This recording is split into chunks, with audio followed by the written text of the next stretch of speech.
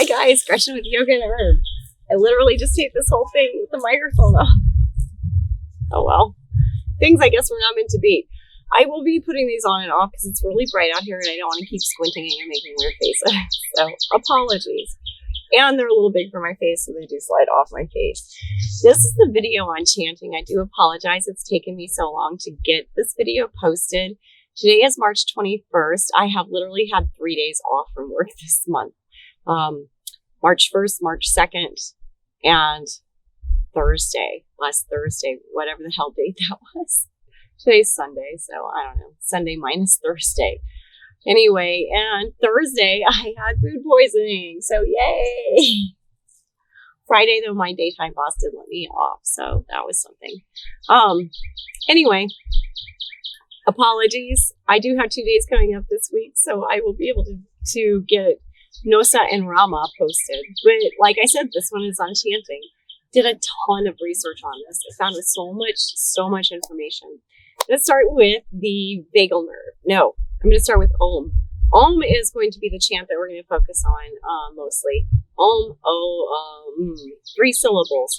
Those are also the only 3 sounds that the human mouth can make without moving the tongue. You can chop your tongue off and still Om, which is good because it does stimulate the vagal nerve.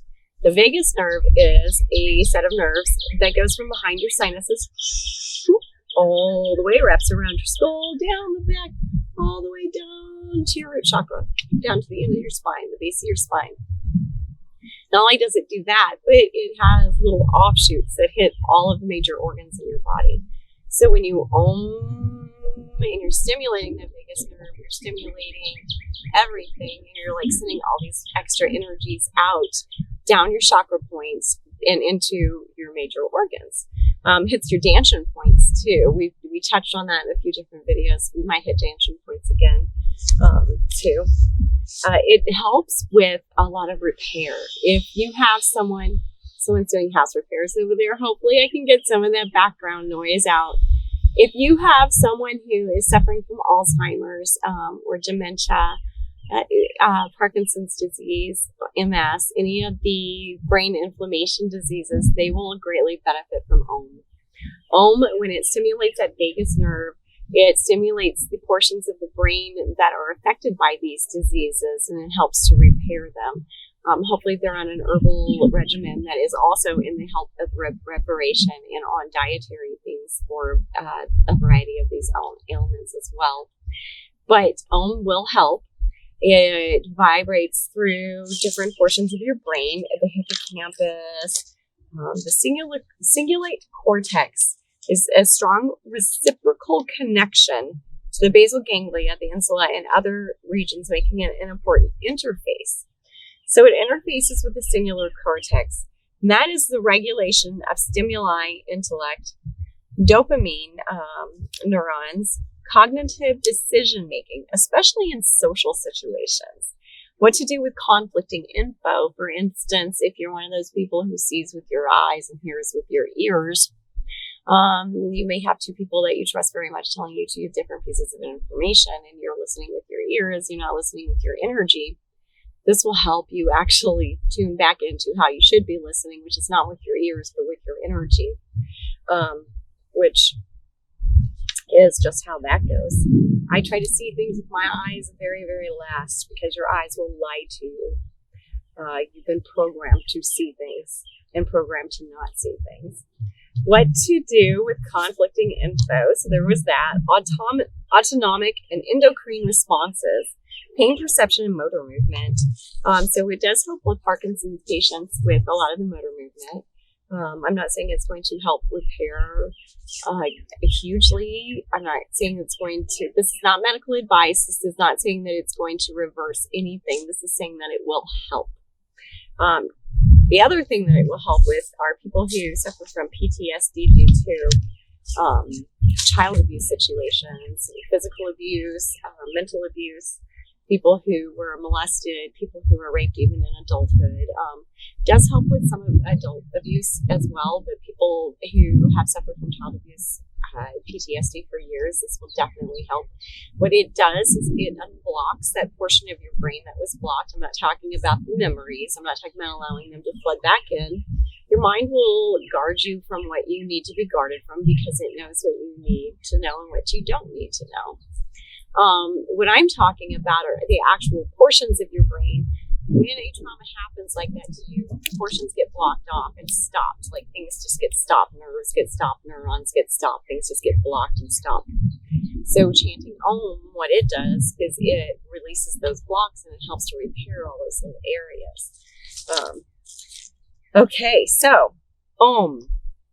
We are existentially, energetically connected to the forms of sound.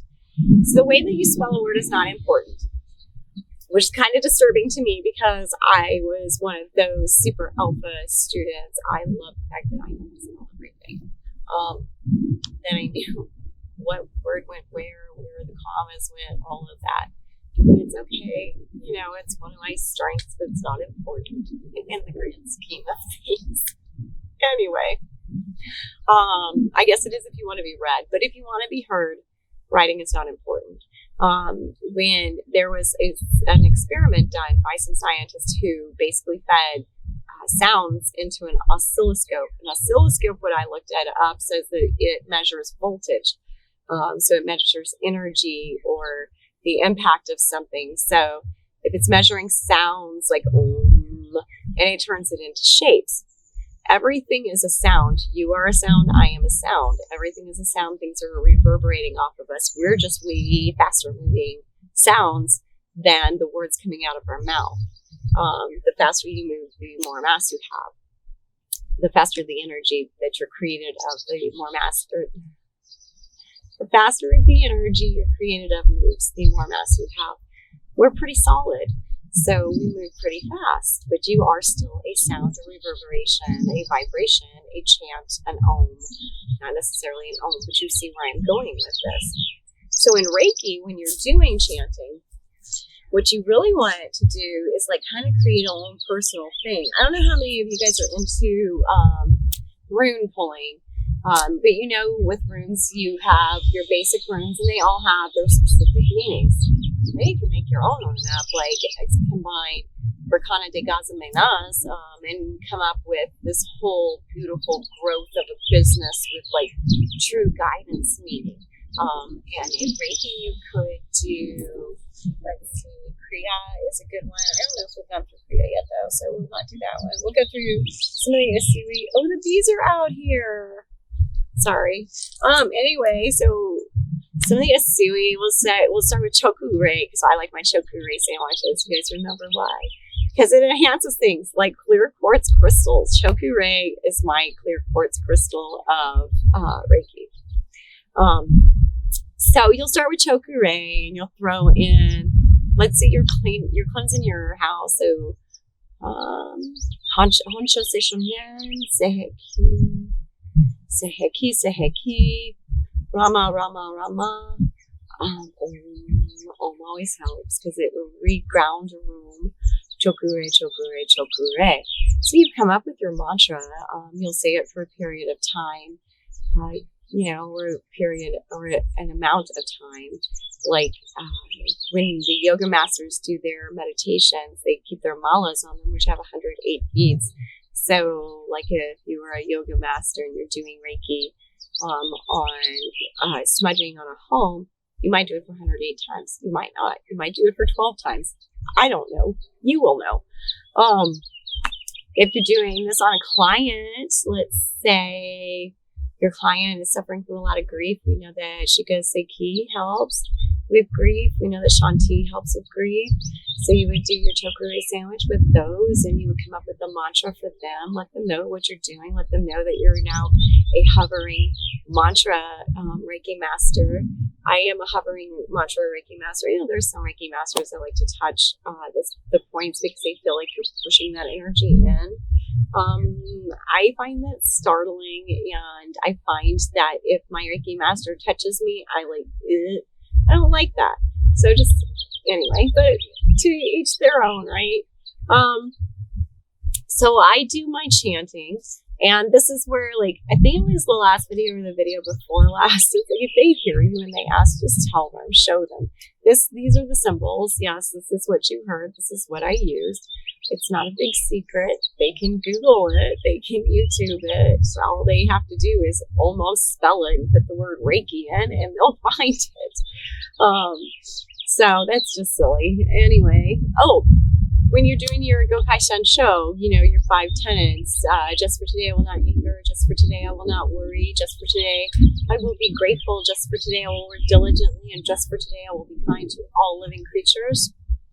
Should be doing it in Japanese. I don't do it in Japanese. I do it in American English. But if I want to truly connect to the formation of and the reverberation of the intent behind the Gokai San show, it should be done in Japanese because it was created in Japanese. So I have started to YouTube video myself and find the Gokai San show said in Japanese by somebody who is from Japan, so that you can get kind of a better inflection. And I will start to learn to chant it in Japanese. In the meantime, I'm still going to do my Gokai San show. Say my Gokai San show when I do my Hatsure Ho in American English, because those are the forms that I've connected with. Now, the thing that I am a little fuzzy on still, and I'll do some more research, and I do apologize for my throat. Like I said, I had food poisoning on Thursday. It's not a good time. Still a little dehydrated too. Anyway, where was I going with this? Because we know that the sounds are a form. They're an energetic form. I say Om, and it puts Om in its form which you can see from the oscilloscope study out into the world. Now, if I'm saying just for today I will not anger, what are the forms going out into the world? This is the part that I'm still hung up on right now. Instead of saying, did I write it down? Just for today, Kyo Dake wa, don't get angry. Okoru na. Okay? So, those clearly are not heard the same by the human ear. Are they heard the same by the energy? Probably not. Like, it doesn't matter when you say the word sun, how you spell it, does it? Nobody cares how you spell it when you're saying it. They know what sun you're talking about in the context of the sentence. If I'm just sitting here saying the word sun, what sun am I talking about? Am I talking about the sun in the sky? Am I talking about one of the suns I gave birth to? Who knows? Because I say sun. That word takes on its own form in the energy world. It doesn't matter how you spell it. So, theoretically, sun in the sky and sun human would be the same thing. It may be you'll start to see word correlations too. Anyway, so I don't know if this helped you or not. I hope it helped you. Oh, did I tell you about the Om challenge? I don't think I did. So there was a science, this is the really, really cool one. 21-day study, 21 minutes, Om. 2 groups of athletes. These athletes stayed consistently massively dehydrated, as athletes will do, because I'm hydrated, I do this. They're never hydrated. They know they're not hydrated. They knew how much they needed to drink water. They knew how much salt they needed to take in. They got all the questions right on paper. They were not putting them into practice. So they took these groups, they split them up. They kept this group doing what it was doing on the regular. This group over here, for 21 days, they had them chant Om for 21 minutes. Even before the 21 days were up, I think it was like day 5 or 6, they showed a 60% increase in their hydration. So the correlation between Om and something that you're intending to do, a manifestation, something that you struggled with, something that you want, like say, I want to be a more balanced person, or I want to be a person who completes more things in a timely fashion. You would put that in front of you. Make sure that you see it, because I truly believe in visual. I believe in vision boards. I believe in all of that, because if you see it, The human eye does lie to you, but the human eye also tells you what you want to see. So it will put that in your mind. It will plant that in your mind, get that energy going. And then when that energy from your mind comes back out your mouth in these chants, then you have a better shot at it, right? So they did the Om for 21 days. I started my Om challenge today. We'll see if it happens, if it goes really well. I'm hoping for really good results. Again, I apologize for the delay in video postings, and I'm hoping to get both Nosa and Rama up this week on my days off. Until then, namaste.